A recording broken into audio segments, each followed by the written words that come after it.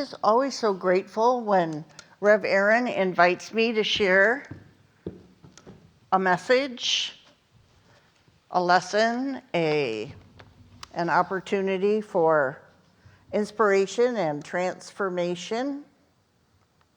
And I'm especially jazzed about today because it is Palm Sunday, and looking at the Easter story through a metaphysical lens just lights me up.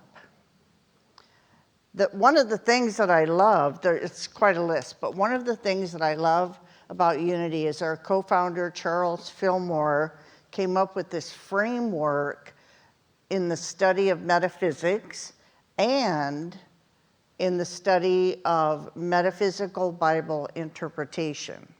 So according to Fillmore, every place, every town, every city in the Bible represents something, and every character in the Bible represents something. And the thing about metaphysical interpretation is it can bring the Bible alive, because we do this interpretation by inserting ourselves in the story. So that's my invitation to you today, to step into this Palm Sunday experience and go through the week between the coming to Jerusalem and ending up on a cross. Like, what happened? That's what we're going to talk about. So let's take a stroll. This Palm Sunday in Jewish tradition was about the celebration of Passover. And that was a celebration of escaping, fleeing slavery in Egypt. And if you've read any of the four Gospels, you know that each Gospel has a different story. I don't know if you all know that or not, which is kind of interesting. And you'll also know that I'm flying over a ton of detail and getting the high points for us. So for today, the crux of the Easter story isn't in the details, but it's in the larger metaphysical view of what went on that week. As we apply these metaphysical I'd like you to try on two different of my favorite Easter nuggets. The first one is, it ain't about the bunny. Any agreement on that? It is about the chocolate, but that's another lesson. The second nugget is, Easter is not a spectator sport. It's not a story solely about a man who walked through these experiences many years ago. It is our story. So on this Palm Sunday, let's join these processions that are coming into Jerusalem. Now, Jerusalem is a key city in the Jewish tradition. It's sort of like what Unity Village is to the Unity movement. It's coming home, it's coming for worship, for teaching, for learning, for religious celebrations. So Jesus is coming in with his peeps, and then we also have this guy named Pontius Pilate. He is the governor, the top dog of Roman government and leadership. Now, the Romans come to Passover not to be a part of the celebration. They need to contain the energy, be a dominant presence, and ward off trouble. I don't know if any of us can think of a modern day organization that does that. So the Romans come from the West. That's West, right? Is that West, Stan? The Romans come from the West. And that is significant because the West represents the setting sun, yes? the end of a day, the end of a framework, the end of a belief system, the end of an era. And this governor is led by a huge cavalry, huge battalion of soldiers. There are hundreds of Roman military. Some are on massive horses, some are on foot. They're decked out in full military gear. They bear weapons, and they wave large golden eagles mounted on tall poles. And the sun blinds us alongside the road as it glints off that metal. So after the military procession, we see the governor's cabinet members come in, big, shiny, huge, black Cadillac Escalade. Limos, stretched limo size, comes all the cabinet. And finally, we see the good governor. He's thundering from the west down the road to Jerusalem in a ginormous, gas-guzzling Hummer. He comes into town. So we hear those marching feet. We hear the hum of those gas-guzzling car fleet coming by us. And we look around the crowd at the faces of onlookers. Everyone is silent. Some are in awe. Some are in fear. Some are resentful that this presence has to be there for the celebration. And it's very dusty with all the military and all the cars, and we feel that dust swirling in our eyes and our mouth. And as this procession is passing through, we join the other procession, east, right? The other procession, and it is coming from the east, bringing in a new day, a new dawn, a new consciousness, a new framework, a new lens. Jesus, an unpretentious man wearing a simple cloak, no bling. He's arriving for the Passover festival, and he puts down the road in his quiet little Prius. And we're in the crowds surrounding Jesus as he's coming into Jerusalem. And we greet him with enthusiasm, with joy, shouting loudly and laying palm branches on the road before him. And we shout, "Hosanna! Blessed is the one who comes in the name of the Lord. Blessed is the coming kingdom of our ancestor David."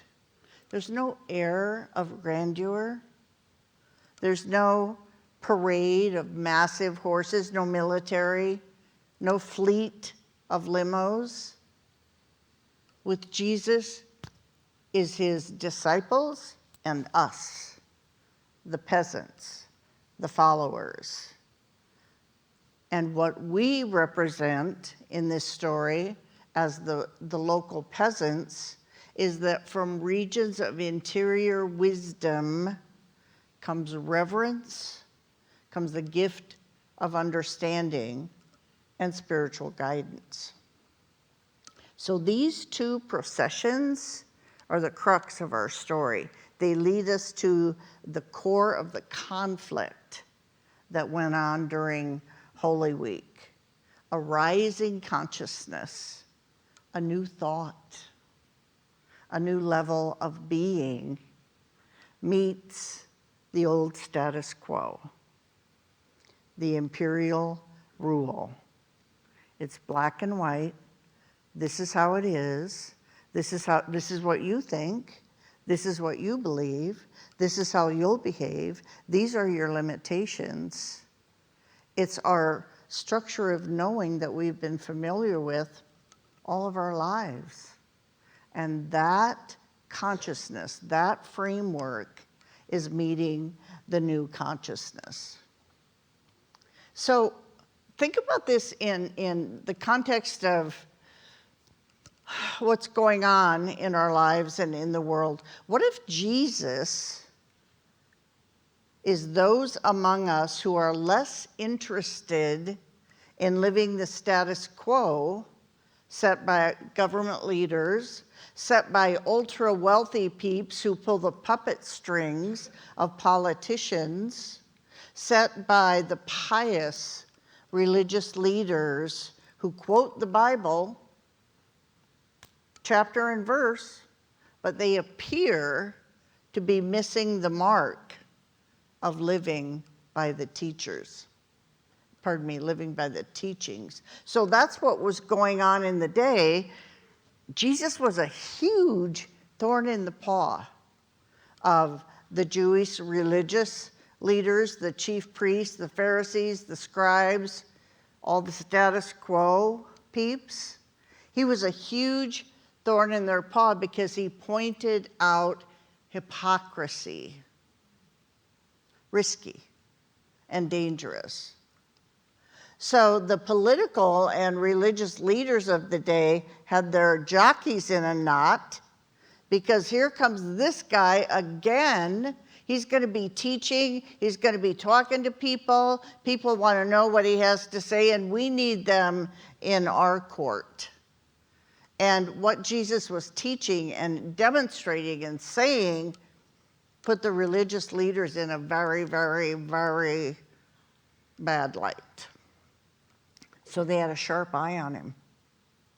They know his whereabouts. They know his comings and goings. They have a regime to protect that cannot come apart. So all week long, every day, moment by moment, these religious leaders hounded Jesus.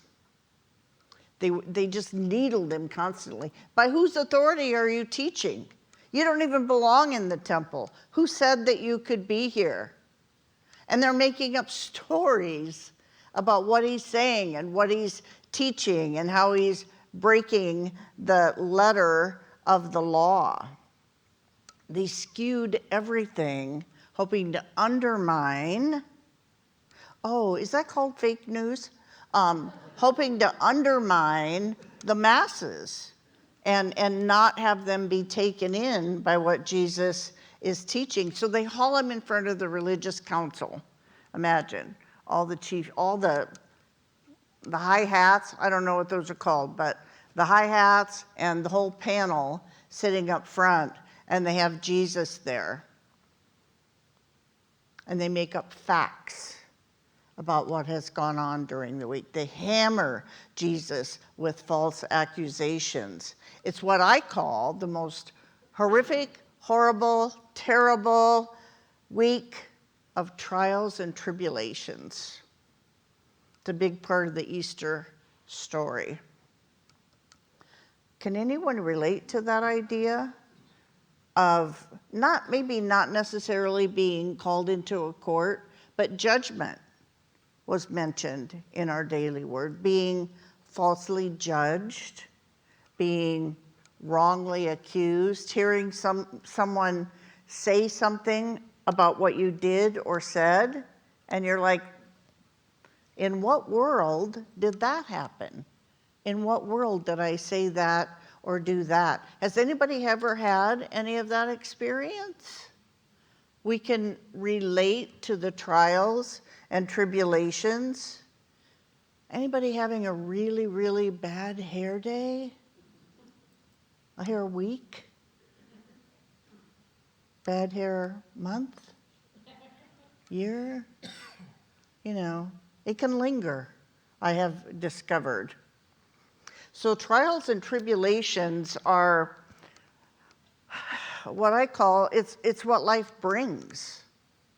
It happens. And I tend to be mindful about saying it happened to me because of my new thought teachings. It's like it happened. I make it about me. I make it mean something. that it's someone else's fault, that I'm a victim. It's just part of our human nature. It's part of, and man, do we want to defend? And in my family system, man, the best defense was an offense. Get them before they get you, right? Be out there, be big, and be loud. And there's a lot to be defended.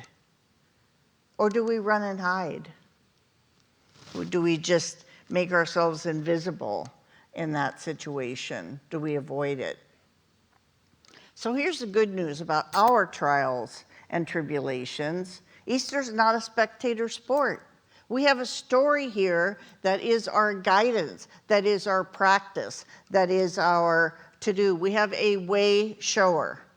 And I know I'm going out on some limbs today, and maybe I'll be called in the office by our minister, but I have never, since childhood, I have never believed that Jesus came here to show us how to hang on a cross, be put in a grave, and walk away from the grave.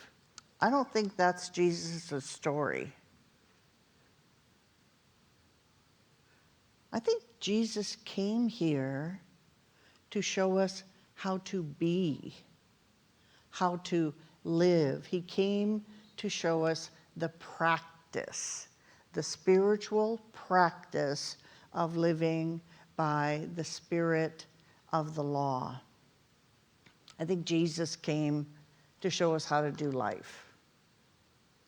And in all those trials and tribulations, in all the accusations, in all the things that the priests and the Pharisees and the Sadducees said about Jesus, he never once argued. He didn't deny. He didn't defend.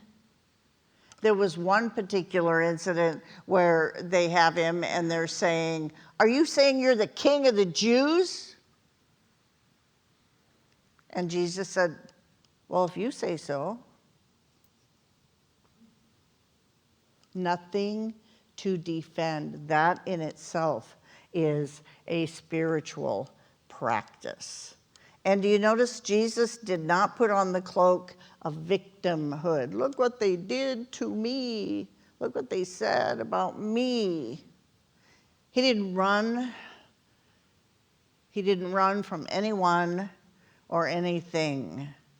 And that made me think of one of my bad hair years. In meditation, I kept asking the question, can I just run? Can I just go another direction? Can I just go away from this? And the guidance was always specific and consistent. What I got was, stay the course. It's about the process, not the outcome. And what I would say in today's language is, stay the course. It's about the practice, not the outcome. Was Jesus vulnerable? And did he express that? Yes. The evening after his final supper with the disciples, he went up to the garden to pray. And part of that prayer in one of the scriptures says, "Take this cup from me." In the midst of our trials and tribulations, has anyone ever had the thought, I don't want to do this. Let me out. Let me off the bus. I don't want to do this. I don't know how to do it. I've never done it before. It's really scary. It's really frightening. So just give this to somebody else that can handle it. Anybody ever had that in your prayer conversations? Anybody but me?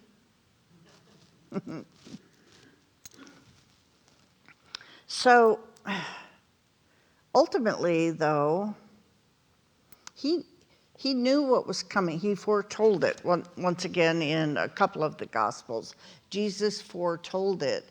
And at that Last Supper, he broke bread and handed it to Judas and said, "Go and do what you need to do."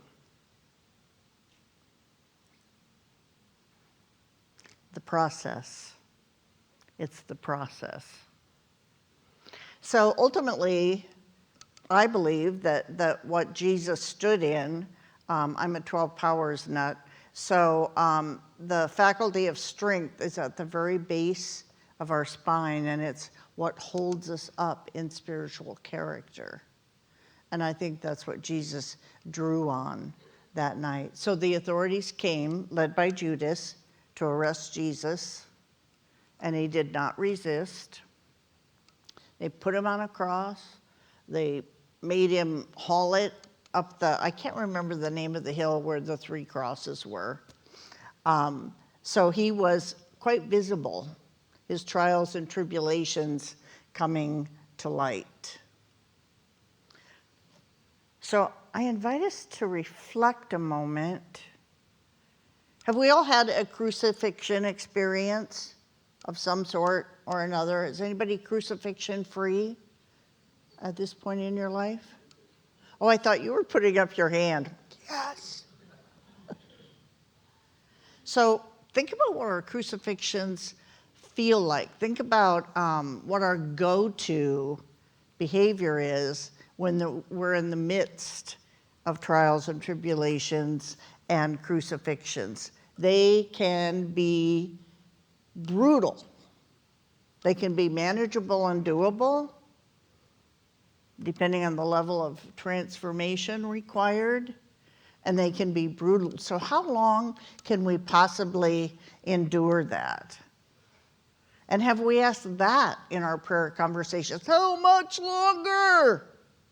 I can't do this another day. I can't do this another week. I can't suffer. And what I've discovered in a couple of my what I would call major crucifixion experiences is when I ask the question, how long do I have to hang here? The answer is, well, for as long as it takes. For as long as it takes. Because as far as I can tell, in a spiritual sense, we are called to walk through the trials and tribulations and the cross and the suffering. I remember the great Reverend Robert Brummett teaching us 20-some years ago, the best way out is through. So if I'm on that cross, and I have been, and I'm resisting with all my might, and I have, it takes a very long time to get myself off. I had to walk through the resistance, I had to walk through the torture, I had to walk through the why me, all the questions that we ask. And what I have discovered in that garden, at the dinner, when Jesus said, do what you must do. And in the garden, when some of the people started to tussle with the authorities that were arresting him, Jesus was like, let it be. Let it be. He surrendered.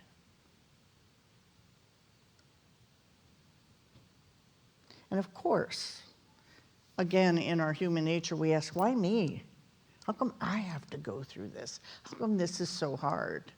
Or how about this one? Why doesn't God save me? Why doesn't God save me from the cross? Why did he, quote unquote, not save Jesus from the cross? Get me down from here. And again, years of contemplation and reflecting and personal experience, we are ready to come off the cross when we have reached that next level of transformation, that new day, that new thought, that new era, that new knowing, that upward spiritual evolution, the spiral. So when we come off the cross, do we like charge into life 1,000 miles an hour like we've always done in the past? I hope not. I hope not. Because if we did that, our crucifixion experience would be for naught, because we're flying over a very crucial element of transformation and a very crucial element of the Easter story, and that is tomb time. Doesn't get a lot of airtime in the Easter story. We kind of fast forward from being on the cross to Mary going to the grave and the stone was, oh, I'm giving away sorry, that was a spoiler. So what we are talking about is that tomb time is crucial to that upward consciousness spiral. Again, how long? How long do we need to be in the tomb? How long do we need to be in the stillness? As long as it takes. What is our purpose? What is our to-do here? Interestingly enough, in this tomb time phase of our spiritual journey, we are called to stillness. We don't get a to-do list. There's nothing to do. There is the being phase, and there is the reflection of what our experience has been that got us to this point, to this very point in our lives. Because everything that came before was meant to inform this now moment. We reflect on that. We reflect on, what does that mean for me? What do I make it mean? What could be a higher, a more metaphysical sense of it? So tomb time is stillness. It is reflection. And secondly, in that second step, in that reflection, we're sort of like, you know how when we look back at an important life experience and we kind of process it.